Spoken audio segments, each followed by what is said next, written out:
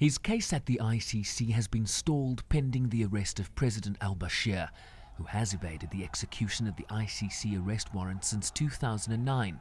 He had tough words for the South African government for not blocking Al-Bashir's exit.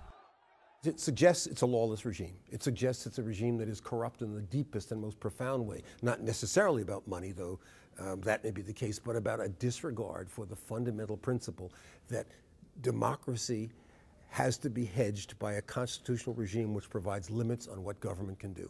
And they have defied the limits of their own regime, which leads the reasonable observer to say it isn't so much for them to defy an international regime of which they're a part. Despite his outrage, he believes events in Johannesburg have galvanized people back into action and placed the issue of Darfur back into the international spotlight.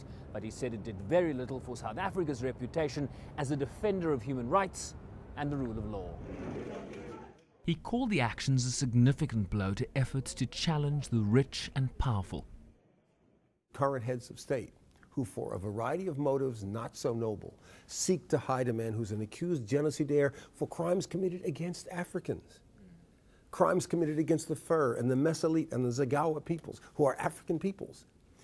That's not a pro-African stance. And that there would be a variety of opinions among the peoples of Africa, not so surprising. It's a place with fertile tradition, a long tradition of anti-colonialism. But to wrap yourselves in the mantle of anti-colonialism in order to shelter Omar al-Bashir, you've got to sleep long and hard to really countenance that. And additionally, if you are a stalwart of the ANC, to use that mantle to protect this man is something that ought to cause you to lose sleep at night. The government earlier argued it was bound by the prescripts of the AU summit.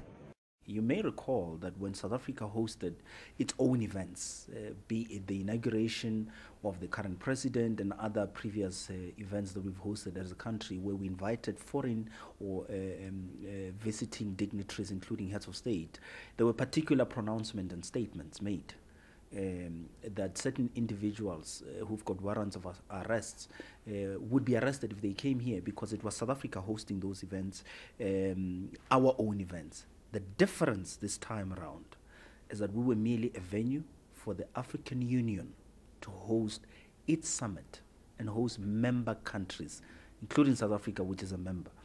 Brown says he wishes his own country, the United States, would join the Rome Statute, but dismissed the argument that one alleged violation of law should excuse action on another. Sherwin Bryceby's SABC News, New York.